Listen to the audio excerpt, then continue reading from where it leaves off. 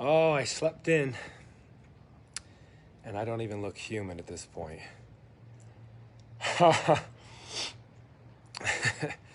I don't know if I even look human if I go get cleaned up anymore. But that's okay. Oh, look at those cool antlers in the background. I was just having the feels this morning, and that one of the things that I've been doing a lot of is I've been I've not been sharing because I make excuses.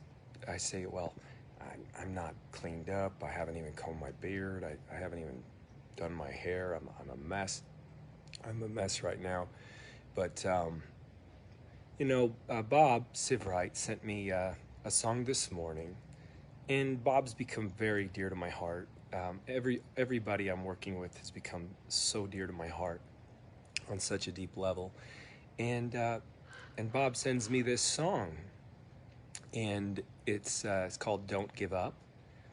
Peter Gabriel, I think it was, and I'll post the link in the comments to the song. But as you listen to the song, I want you to read the words, and if you'll read the words while you listen to the song, I think what you'll find is that your mind will take you to memories of when times got really, really tough for you personally.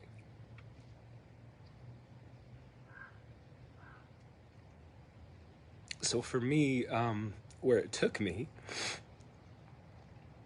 and Bob was talking about how more, um, since he's become more in tune as a result of cleaning up his diet, and it just seems as though emotions are more heightened, and your ability to interpret emotions is also heightened, and it just seems as though your ability to feel is also heightened.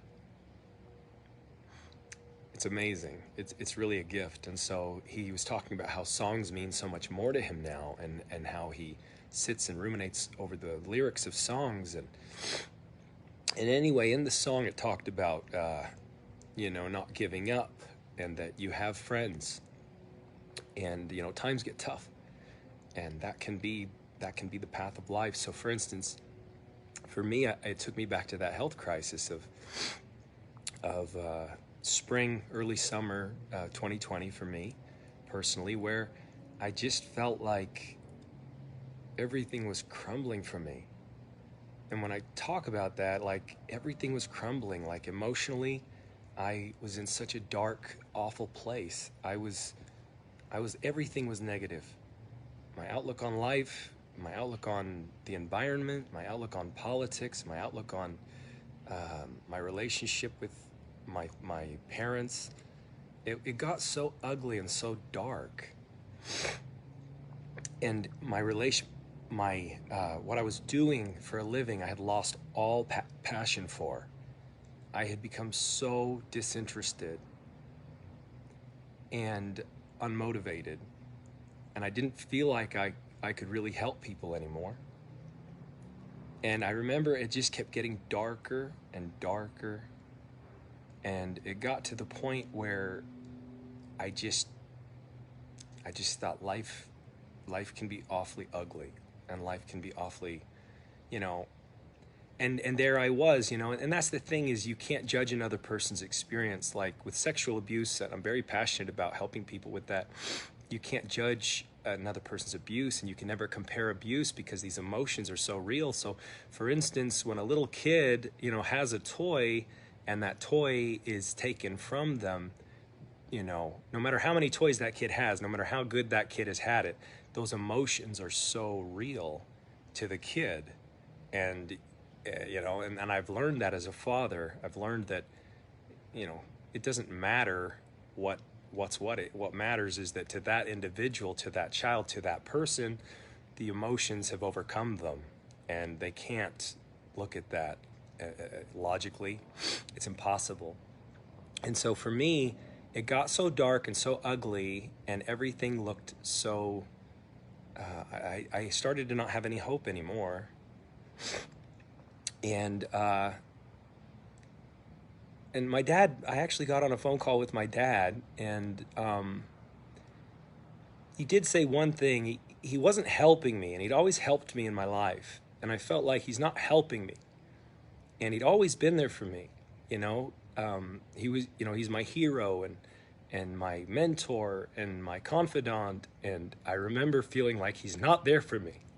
He doesn't know what I'm going through. And I'd left my religion, and it was all just compounding. And I felt like my relationship with my father is gone because now I'm out of favor with the religion, and so I lose my best friend. And that's why he can't help me anymore, because he doesn't understand me anymore. And I remember I was on the phone with him, and I was trying to explain to him how I was feeling. And it just didn't seem like it was connecting. It just didn't seem like he could comprehend what I was going through. I remember he said one thing, and one thing he said that I can look back on and I'm grateful for, was he said, "Sean, I know you." He didn't have answers for me. But he said, "I know you, Sean, and I know that, you know, you're the kind of person who could be getting your butt kicked. You know, every round of the fight, you could be getting punished. You could be getting, you know, like Rocky, you could be getting punished, and you could be getting, you know, bludgeoned and brutally beaten, and things don't look good." But he said, "I know you. And at the end of the day, you're going to land that big knockout punch, and you're going to win." And he said, that much I know about you. And, you know, he didn't make me feel better about most of anything. But I will say that vote of confidence, that I know you, I know how you are, I know who you are, and I know you're going to be okay, and I know you're going to come through and you're going to win. And that vote of confidence means a lot. And I think about that, and I think a lot of people don't have anyone in their life to give them that vote of confidence. They don't have it. My heart goes out to people who lost their father early in life, or their mother early in life, or, you know, they don't have great family relations, or they don't have really close friends. They didn't necessarily choose that.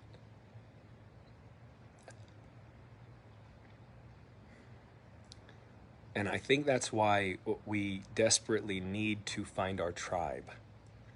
I'm not saying that, like, our tribe. We've got a post-Mormon tribe. We've got a tribe around our nutritional protocol community. But I'm not saying that those tribes are for they're not going to be a fit for everybody. But if you don't have a tribe, I care about people. I love people. I love people that I don't have any interest in. I love people that I'm not financially connected to. I love real people. I love people who have good intent. And you're going to have to find a tribe if you're struggling. That tribe could be anything. For some people, that tribe becomes, following an NFL football team. For some people, their tribe is a gambling. It's people who all go and gamble together. I'm just not putting judgment on anything. I mean, for some people, that tribe is NASCAR. For some people, that tribe is Ironman. But I would suggest that the depth of the relationships is really what matters. And that's what I've been able to tap into in the last, in the last year. I've been able to tap into some real sincere depth of relationship. I never really had that. I mean, I did in my younger years. I had that, but not to the degree that I have now. I have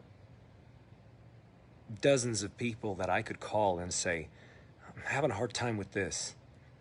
And they're not the kind of friends that would judge me, and they're not the kind of friends that would pretend they have all the answers. They're the kind of people who they would just give me that reassurance and say, "Sean, you're going to be okay. you're an amazing person. And they would tell me, you know, and it's not just to sucker people. It's not just, we just sometimes need a vote of confidence.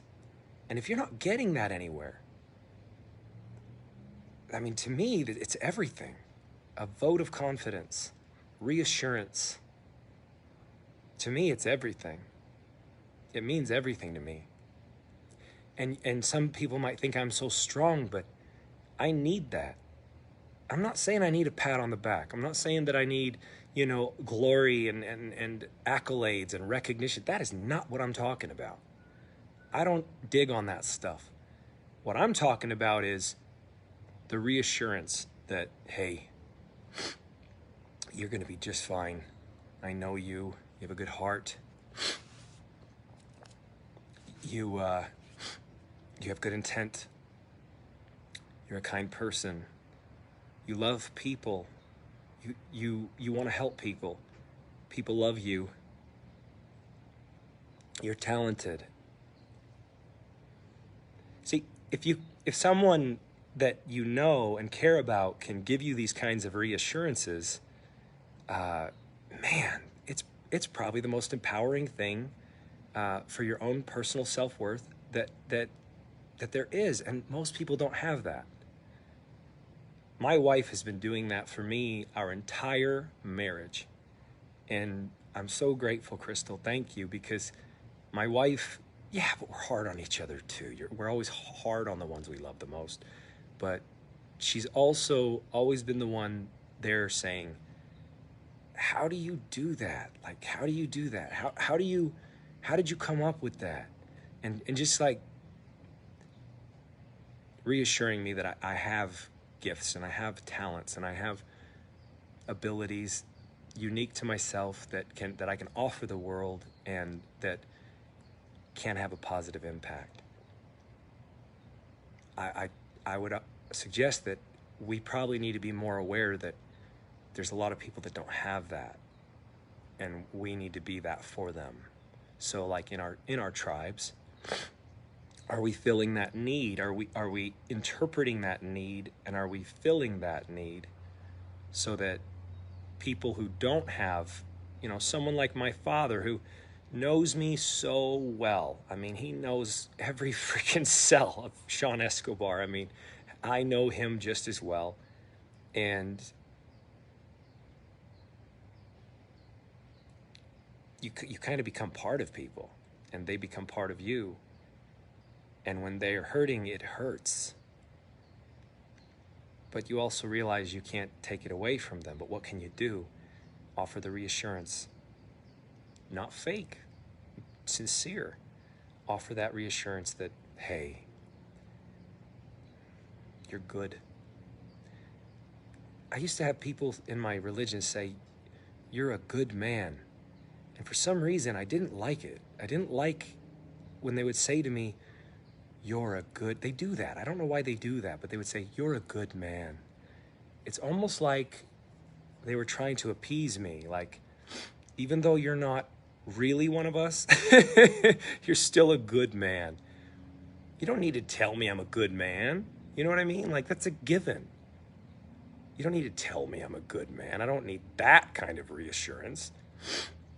But when times get tough and I'm hurting and I feel like the world is dark, and I feel like I wouldn't have chosen this economy. I wouldn't have chosen this kind of, situation. Maybe I wouldn't have chosen to live in America if I had a choice. Maybe I wouldn't have chosen this, that, or the other. Do I even have a choice? And in times like that where you can get incredibly jaded and disenchanted with your own life, I think it becomes pretty critically important to be able to have someone to open up to. So for me, it was opening up to my wife and opening up to my mom and opening up to my dad. And I just think about it like most people don't have that. They just don't have that. More recently, it was my daughter's beginning to drive, and I mean, I'm losing sleep. Fathers, mothers out there, you'll relate. I'm losing sleep. I'm waking up in the middle of the night, 3 o'clock in the morning, scared out of my freaking mind. and just don't know what to do. And I don't know how to handle it, and I don't know how to. And so my wife keeps asking me, like, Sean, are you okay? Are you going to be okay? And I'm like, and she's like, what is wrong? Like, why are you so paranoid? And why is this so hard for you? And I'm like, I'm so scared. And it's so hard to admit it. I'm so scared of what I can't control. And I'm so scared of my daughter on those streets.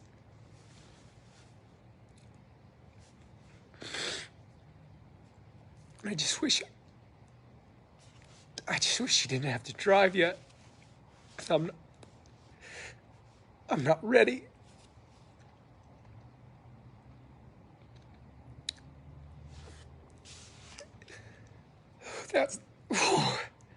That's the truth. I'm not ready for this.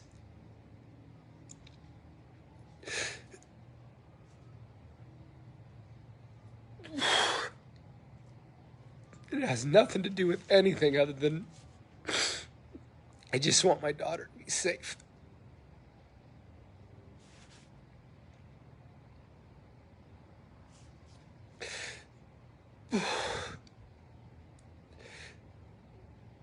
But I can open up to my wife. My wife is like, oh my God, you've been so ornery lately. You've been so negative. You've been so critical. You've been so short. And poor Lily, poor Lily, for the longest time, you just haven't been normal to Lily, and you've not been injecting love and confidence and giving her what she needs. And I just said, I just finally opened up. I said, Crystal, I can't tell you how hard this is for me. I'm not sleeping over this. There's a lot of people out there, if they heard that, they say, oh, you've got some big issues, buddy. but to me, there's nothing more valuable than my children. They're a part of me, and I will do anything and everything in my power to protect my children. And I will do anything for my children forever. That's just in there deep. And so I opened up to my wife, and then my wife, she looks at me, she's like, thank you. She's like, thank you, because I just thought you were off, and I thought you were just being this controlling, force. And she's like, that really does make sense.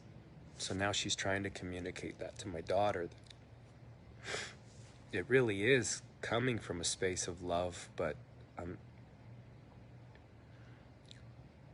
there again, we've got to. I would encourage my tribes that I'm part of. Tremendous amount of growth is there if you have the ability to be vulnerable and authentic and genuine. And you might have to find the right environment. That's the thing, is if you share that with someone and they don't seem to understand, or that's not because there's anything wrong with you. It's because you probably need to find other people who can offer you reassurance. And that's what I need. I need reassurance that this is all part of my life. This is all part of the way it is, and this is all going to be okay. And it's really a part of my daughter's life. Like, that's what I'm realizing, is this really isn't about me.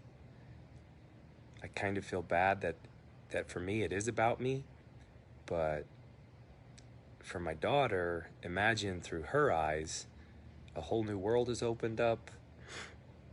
She now has the ability to mature, and she has the ability to explore, and she has the ability to learn responsibility, and it's goddamn, like, why does she have to be this age? That's what goes through my feeling, is like, God damn it.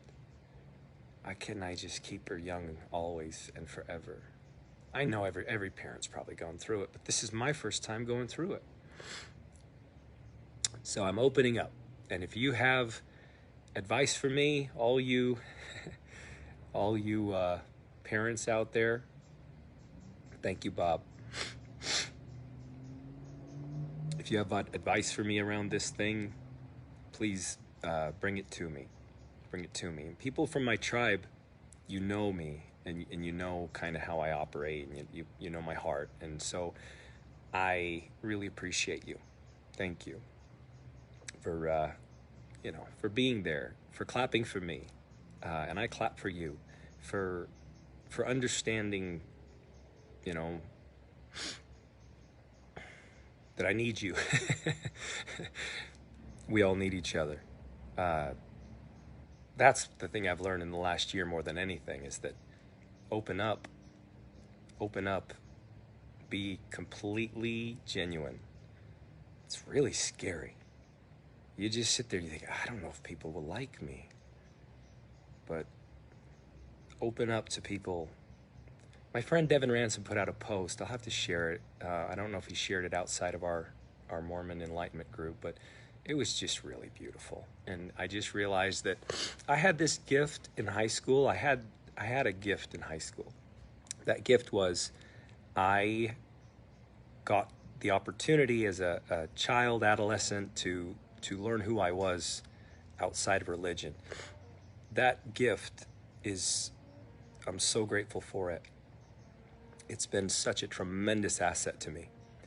Had I not had that opportunity to know and learn and be okay with who I am, sans religion, then I would be incredibly, I'm already having a hard time with a lot of things, have done for, the last 3.5 years, learning to navigate that transition.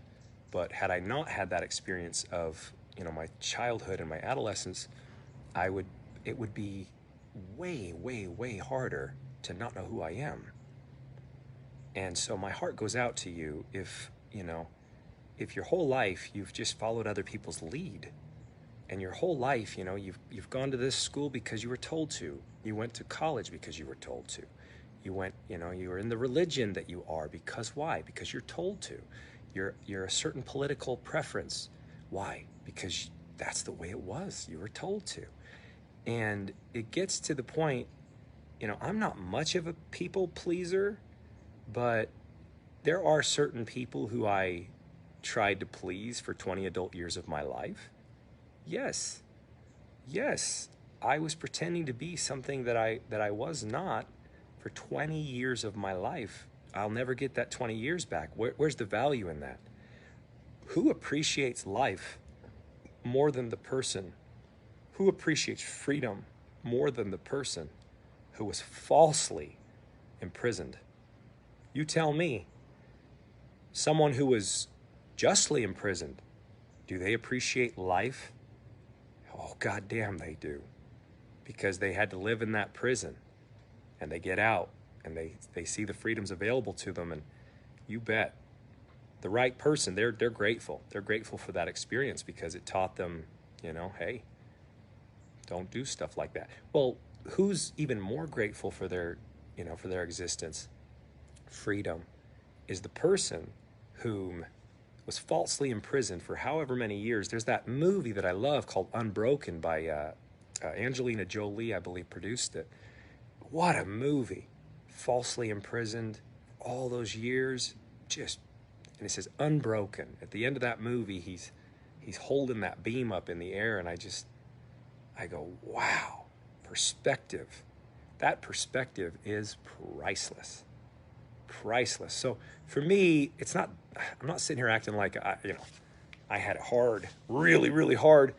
For me, at an emotional level, for 20 adult years of my life, living a lie, being what I wasn't, just burying my real true feelings and my real true self, it was like being falsely imprisoned for me. And nobody appreciates, I would say that. I would say that all day, every day, things happen that remind me how fortunate I am to be living life as I do on my terms. Hey, if any of you out there don't have a tribe, then I want to invite you to check out our tribe. Why? Because it might be a fit for you, and if it's not, that's okay too. But if you don't have a tribe, I would dare say that you do need a tribe. And I would also dare say that you might say, well, my religion is my tribe. It might be, but if those individuals, if you can't truly, genuinely open up to those individuals, like one of the things that I was unable to talk about in my religion was past transgressions, they call them, past transgressions. And I was told, we don't talk about those things. We don't talk about those things because, we just move on from those things. We don't talk about bad things we've done in the past, things that taught us hard lessons, things that we did we know we shouldn't. I gotta tell you guys, like, that's a pretty special space. And talking about those things is where true human connection is born. That's where you start to realize, wow, like, even though so-and-so is a 67-year-old woman and I am a 41-year-old man, who'd have thought we have this powerful connection based on our life experience, based on, the struggles we've had. But if you're not going to talk about the struggles and open up, you'll never make that connection. That connection can be magic. We need it badly. And I hope that you guys will start being vulnerable and authentic. You might just need to find the safe space to do that. I encourage you to find that space. Love you all. Bye-bye.